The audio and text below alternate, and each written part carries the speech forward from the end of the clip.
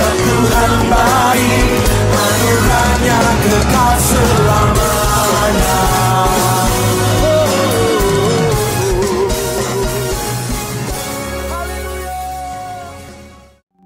Shalom, selamat pagi. Hari ini merupakan hari yang keempat untuk seorang bangkit 28 September. Mari kita sama-sama masuk dalam doa. Tuhan Bapa kami yang berada di surga, terima kasih Tuhan, kami sering mengingatkan akan salib-Mu Tuhan. Karena salib-Mu lah kami hidupkan, karena salib-Mu lah kami dibangkitkan Tuhan. Karena Tuhan telah mati untuk setiap daripada kami manusia, untuk menebus segala dosa yang telah kami lakukan sebelum ini Tuhan. Terima kasih karena kami sekali lagi diberikan nafas baru untuk memuji Tuhan pada pagi ini. Dalam nama Tuhan Yesus Kristus kami semua berdoa. Amin. Karena salib-Mu.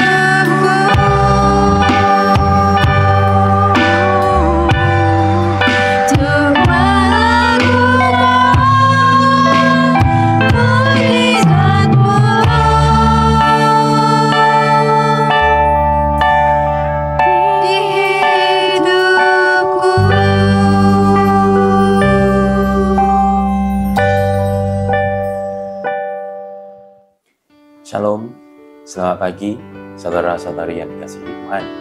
Selamat kembali kepada saluran Bangkit SCSC. Hari ini kita akan melihat tema penyaliban Mesias melalui Mazmur 22. Mazmur ini agak panjang, jadi saya tidak akan bacakan keseluruhan Mazmur ini. Mazmur ini mengandungi 30 ayat. Jadi saya tidak akan membaca keseluruhan. Saya hanya akan membaca beberapa ayat yang penting yang selalu kita dengarkan. Ayat pertama, untuk pemimpin choir menurut lagu Rusa di Kala Fajar, Mazmur Daud. Allahku, ya Allahku, mengapakah engkau meninggalkan aku? Aku berseru, tetapi engkau tetap jauh dan tidak menolong aku. Ayat 7, tetapi aku ini ulat, bukan manusia, yang dihina dan dicaci semua orang. Semua orang yang melihat aku mempermainkan aku. Mereka menjelilkan lidah dan mengelengkan kepala. Mereka berkata, kamu percaya kepada Tuhan, tetapi mengapakah Dia tidak menyelamatkan kamu? Jika Tuhan mengasihi kamu, mengapakah Dia tidak menolong kamu? Ayat 13. Banyak musuh yang mengepung aku.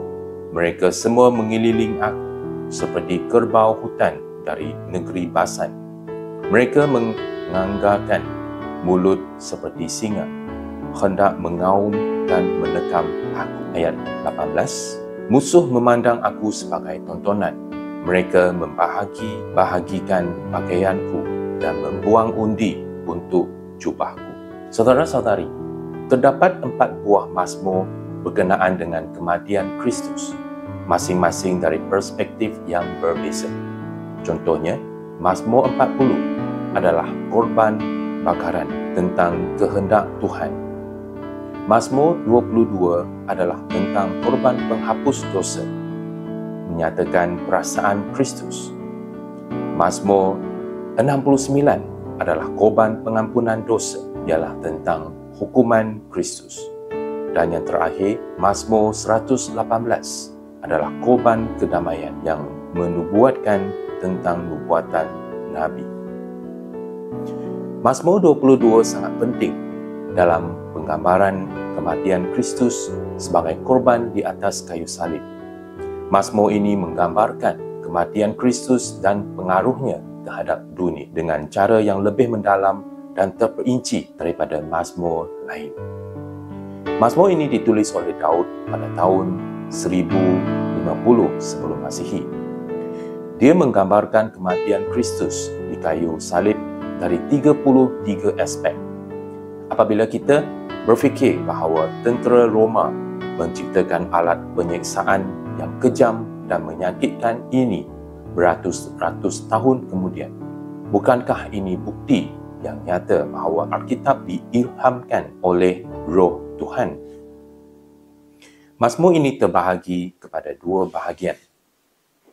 Pembahagiannya berada pada ayat ke-20 menurut terjemahan baru, di mana juru selamat yang menderita berseru, engkau telah menjawab aku. Bahagian pertama ini menerangkan penderitaan Kristus, dan bahagian kedua adalah sebuah pujian yang lengkap. Setiap bahagian dibahagikan kepada 3 perenggan. Yang pertama, ayat 1 hingga 21a ialah tentang 3 aspek penderitaan.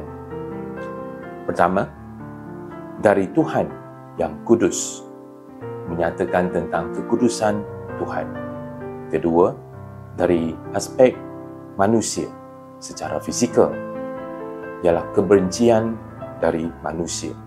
Dan aspek yang ketiga ialah dari syaitan, serangan iblis, pemusuhan syaitan.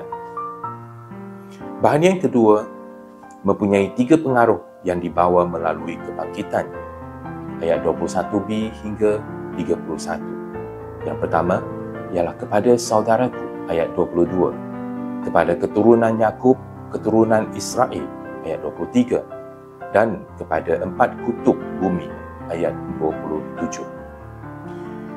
Ada 2 jamuan disediakan terutamanya bagi orang yang rendah hati, akan makan dan kenyang.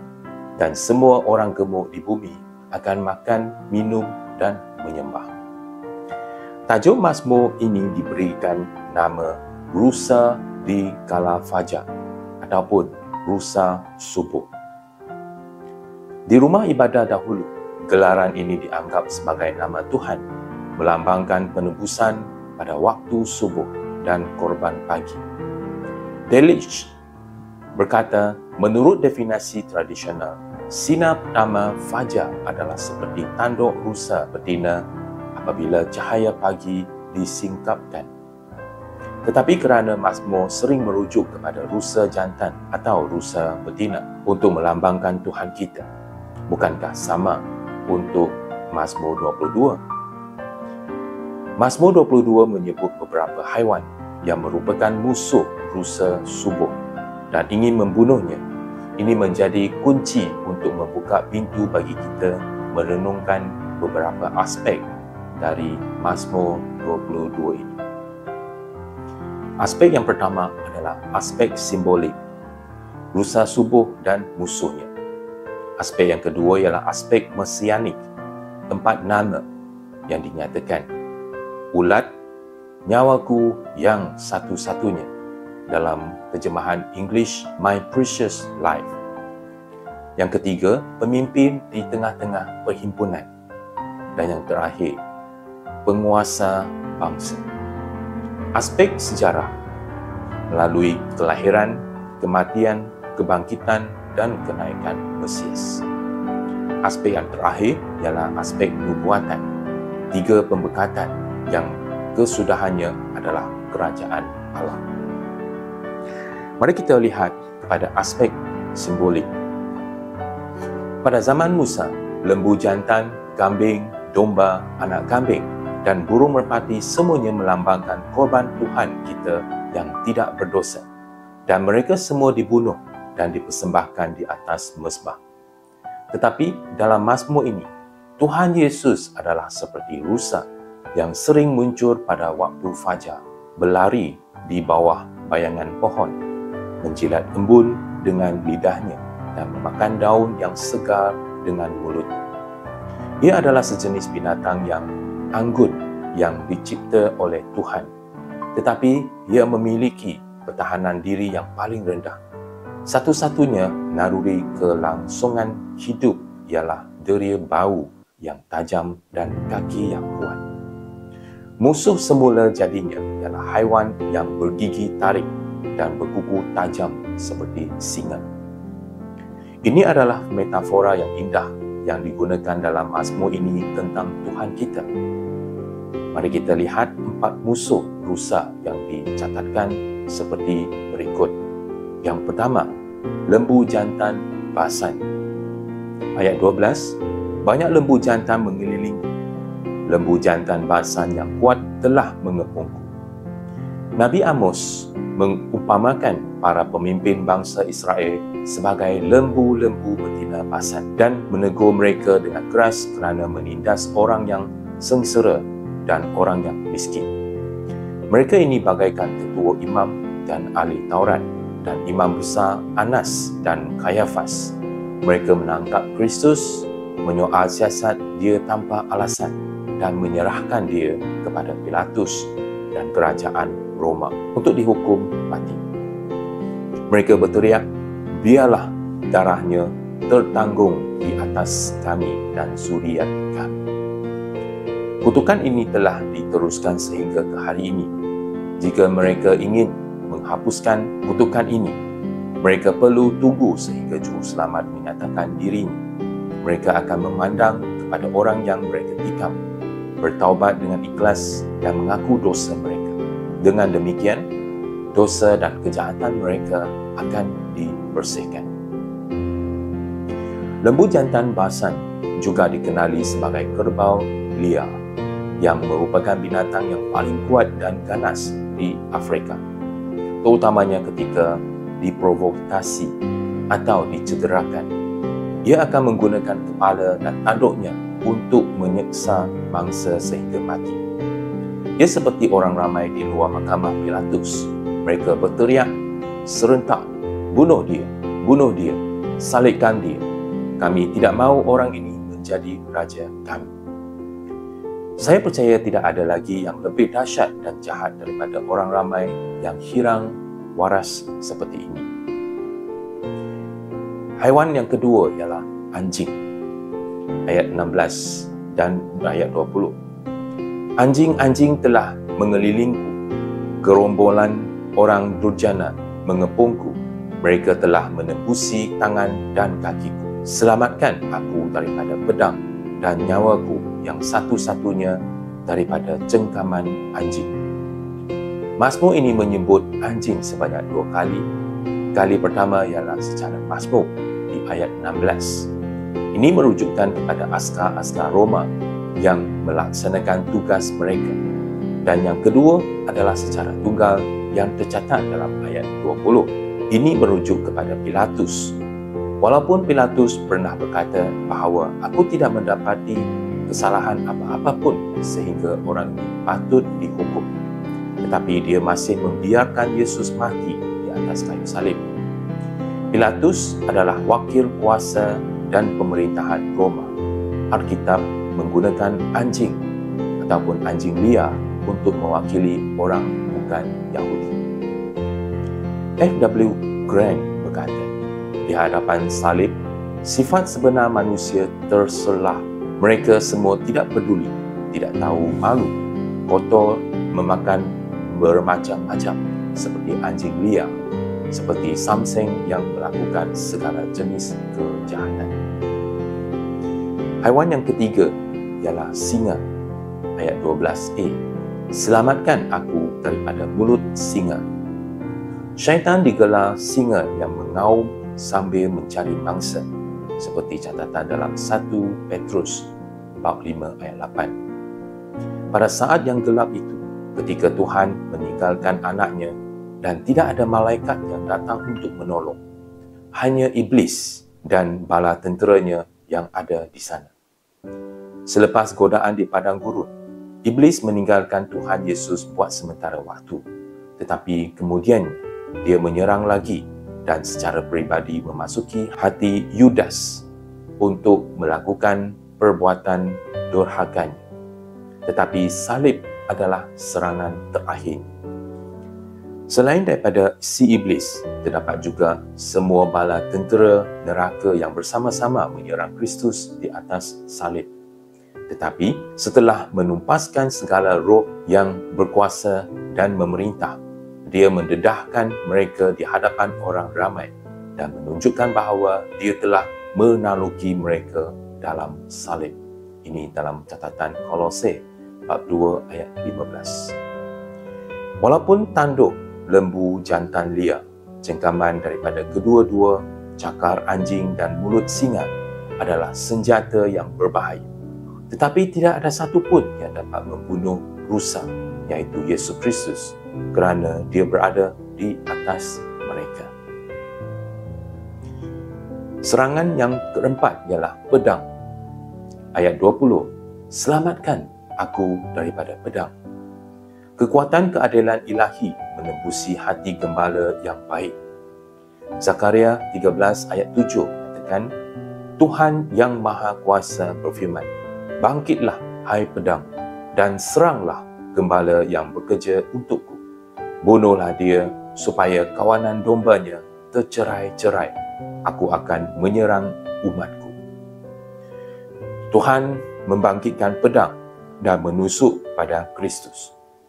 Pedang yang tajam itu menyebabkan dia menumpahkan darah. Hatinya ditusuk demi aku dan membawa kedamaian hatiku menjadi tenang.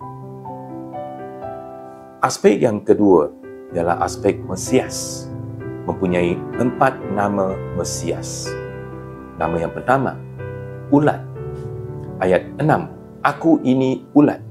Dalam bahasa Ibraninya, tola. Perkataan ini dicatatkan sebanyak 31 kali dalam Perjanjian Lama dan sering diterjemahkan sebagai merah marak atau merah tua. Menurut F.W. Grant, ulat ini setelah ditekan sehingga mati, dan dijadikan berwarna merah untuk kemah suci. Tetapi dalam Yesaya bab 1 ayat 18, perkataan ini diupamakan sebagai dosa yang bermaksud penuh dengan kekerasan. Di timur, tola adalah sejenis ulat kecil sama seperti ulat cochineal yang memakan kaktus di negara Meksiko. Orang akan memukul tumbuhan itu sehingga ulat itu jatuh ke dalam besen dan kemudian menekan ulat itu sehingga mati. Berwarna merah yang digunakan untuk membuat pakaian merah terang yang dipakai oleh orang Meksiko.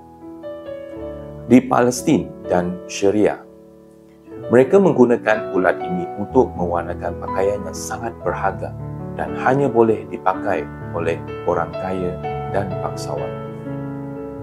Alkitab juga menyebut jenis pakaian seperti ini berkali-kali. Salomo menyuruh hamba-hamba Israel di istana memakai jubah merah. Belshazzar pernah mengenakan Daniel dengan jubah berwarna ungu. Maksud asal merah tua ialah kemegahan. Sekarang Tuhan Yesus Kristus berkata, "Aku adalah ulat."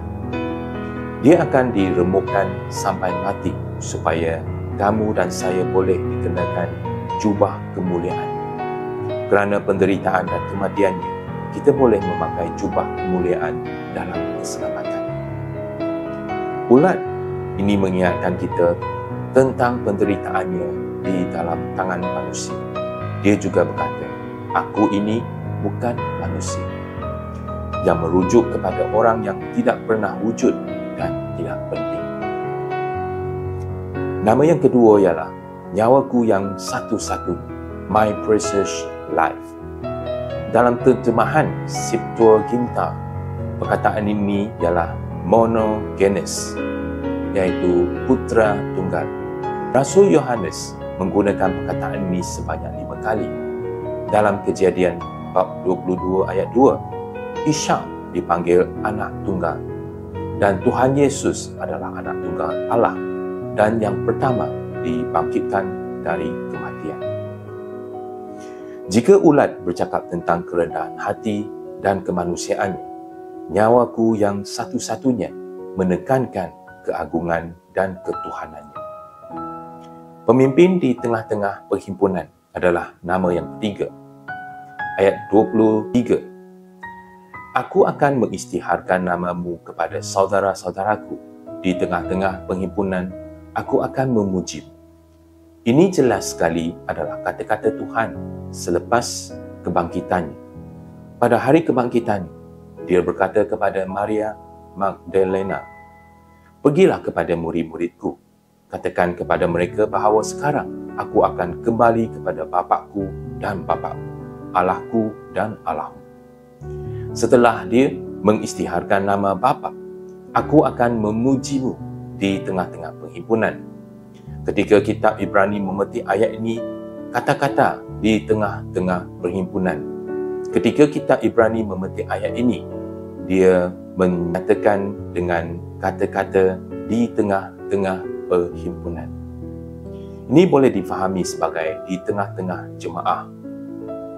Hari ini, Yesus Kristus bukan sahaja adalah pemimpin umatnya, tetapi juga menjadi objek pujian bagi umatnya. Tetapi pada satu hari nanti, apabila anak domba berada di atas takhtanya, seperti yang dicatatkan dalam Wahyu bab 5, dia akan menerima pujian dan penyembahan yang besar. Nama yang terakhir ialah penguasa bangsa-bangsa, ayat 28. Bahagian terakhir dari Mazmur ini menerangkan keadaan tahun milenium. Pada masa itu, kekuasaan akan berada di atas bahunya dan dia akan memerintah dari laut ke laut dan dari sungai ini ke hujung bumi. Hanya pada masa itu, Raja Keadilan akan memerintah di seluruh bumi dan seluruh makhluk dunia yang merintih akan mengalami buat pertama kalinya sebuah pemerintahan yang sempurna, tanpa kejahatan atau penindasan. Aspek yang ketiga ialah aspek sejarah. Seorang penterjemahan Alkitab Kristian berbangsa Ibrani bernama Max Isaac Rich pernah menyatakan bahawa terdapat 33 nubuatan dalam bab ini dan kesemuanya telah digenapi di atas kayu salib. Malangnya, orang Israel masih buta dan keras hati tentang mesej ini. Di rumah ibadat, semasa membaca Alkitab pada hari Sabat, mereka tidak membaca Yesaya bab 53 dan mereka juga mengelakkan daripada membaca Mazmur ini. Dalam komentari Profesor Claude Montefiore tentang Mazmur ini juga hanya bercakap tentang Mazmur 21 dan Mazmur 23, tetapi mengelakkan berbicara tentang Mazmur 22. Bagi orang Yahudi yang tidak percaya, Mazmur ini adalah batu sandungan. Bab ini bermula dan berakhir dengan dua seruan Kristus di atas kayu salib. Ayat pertama, Ya Allahku, Ya Allahku, mengapa engkau meninggalkan aku? Dan ayat yang terakhir, ayat 31, Dia telah melakukan ini. Ayat 9 dan ayat 10 menyatakan kelahirannya. Tetapi engkaulah yang mengeluarkan aku dari rahim. Engkau membuat aku percaya ketika masih disusui ibu. Aku diserahkan kepadamu sejak lahir. Semenjak di rahim ibuku lagi, engkaulah Allahku. Ayat 6 hingga ayat 8 menyatakan bahawa dia telah ditolak oleh Israel. Tetapi aku ini ulat, bukan manusia, yang dihina dan dicaci semua orang. Semua orang yang melihat aku mempermainkan aku. Mereka menjelirkan lidah dan mengelengkan kepala.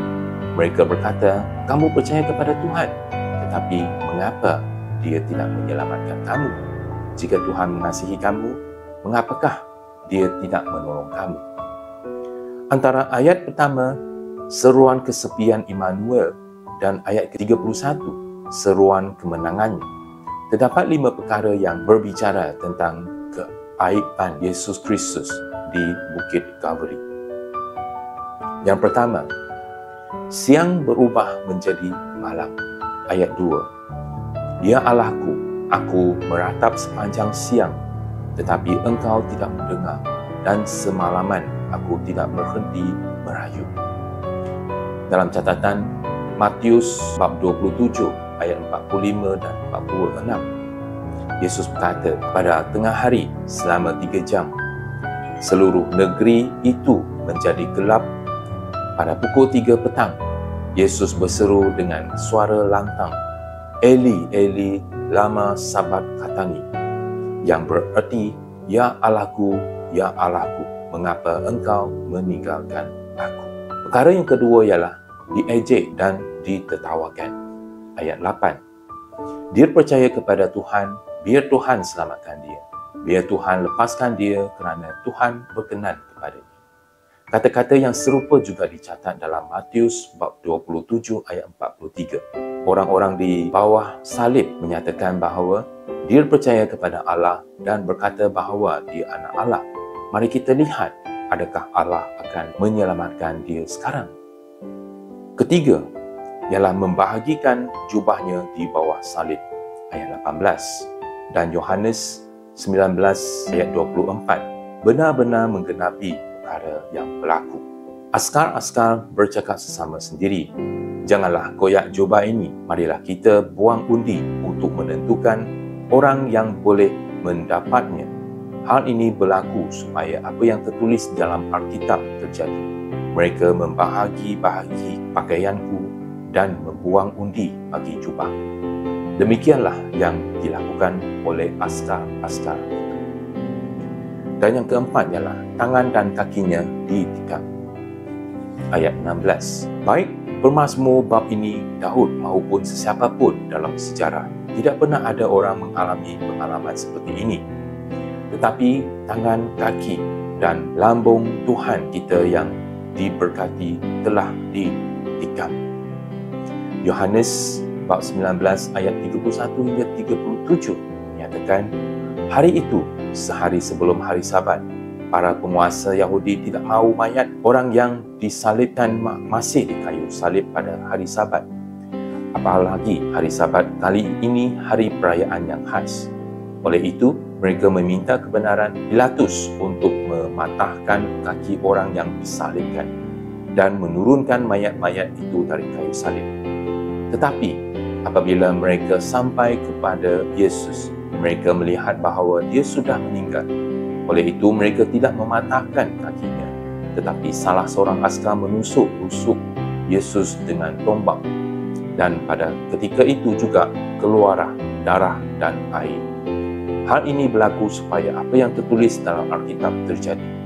Tidak satu pun daripada tulangnya akan dipatahkan. Di dalam Alkitab juga tertulis, orang akan memandang dia yang telah ditikam oleh mereka. Pernyataan yang terakhir ialah dia dahaga, ayat 14 dan ayat 15. Juga terdapat dalam Mazmur bab 69 ayat 21 dan dipenuhi dalam Yohanes bab 19 ayat 28 hingga 30. Aku dicurah keluar seperti air dan semua tulangku terseliuk daripada sendi. Hatiku seperti lilin dan telah cair dalam diriku. Kekuatanku telah kering kontang dan lidahku melekat ke langit-langitku. Engkau telah membawaku ke debu maut. Yohanes bab 19 ayat 28-30. Yesus tahu bahawa sekarang semuanya sudah selesai, dan supaya apa yang tertulis di dalam Alkitab berlaku, dia berkata, aku dahaga. Di situ ada sebuah mangkuk yang penuh dengan wain murah. Sebuah bunga karang dicelupkan ke dalam wain itu, lalu dicucukkan pada hujung batang hisop dan kemudian dihulurkan ke mulut Yesus. Yesus mengecapnya lalu berkata, sudah selesai. Setelah itu, dia menundukkan kepala dan meninggal. Ayat 21b menyatakan kebangkitan Kristus, yaitu seruan kemenangan. Engkau telah menjawabku. Jika kita baca kitab Ibrani bab 5 ayat 7, semasa Yesus hidup di bumi ini, dia berdoa dan memohon dengan seruan dan tangkisan kepada Allah yang berkuasa menyelamatkan dia daripada kematian. Oleh sebab Yesus merendahkan diri dan taat kepada Allah, Allah mendengarkan permintaan. Allah bukan menyelamatkan dia dari maut, tetapi memberinya kemenangan atas maut. Aspek yang keempat, iaitu aspek nubuatan, menyatakan 3 pemberkatan.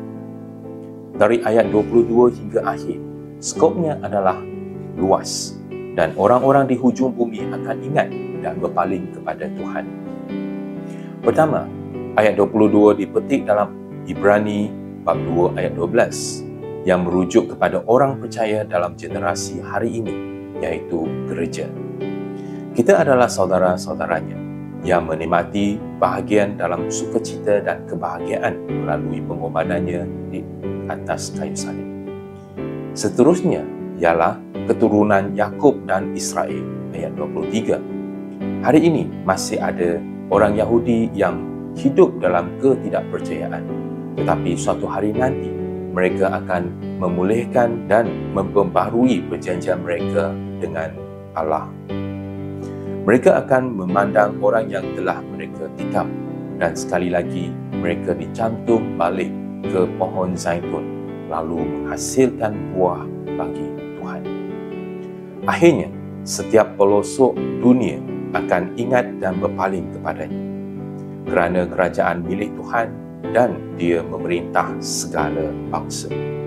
Di sini kita dapat melihat bahawa berkat dari Bukit Kalvari ini bukan sahaja diberikan kepada gereja atau orang Yahudi, tetapi kuasa penebusannya akan meluas sampai ke hujung bumi dan kerajaannya akan didirikan.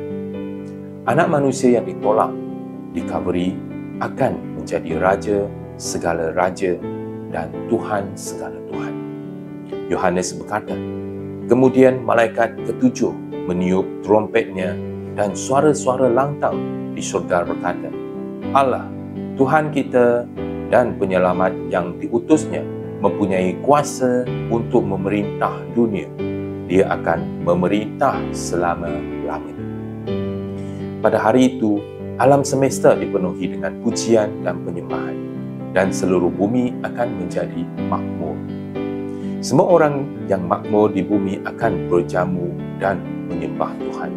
Saudara-saudari, salib adalah sumber berkat segalanya dan merupakan bekalan keperluan rohani kita. Mazmur ini diakhiri dengan sebutan tentang keturunan rohani, dan setiap generasi akan mendengar mesej salib yang mulia. Dia telah melakukan ini, juga bermaksud sudah selesai. Mari kita berdoa bersama. Allah Bapa kami yang di syurga, nama-Mu layak dipuji dan disembah. Kami berterima kasih atas segala kebaikan yang diberikan kepada kami. Melalui anak-Mu, kami diselamatkan, dipulihkan, dan diperbenarkan. Kami mahu merendahkan diri dan mempersembahkan diri untuk melayani dan mengisytiharkan perbuatan-Mu dengan sukacita. Berkatilah kami, Tuhan. Terima kasih kerana mendengarkan doa kami. Dalam nama Tuhan Yesus Kristus, kami berdoa. Amin. Ya, saudara-saudari yang dikasihi Tuhan, sampai di sini renungan hari ini. Kita akan teruskan renungan Mazmur Mesianik pada hari esok. Shalom.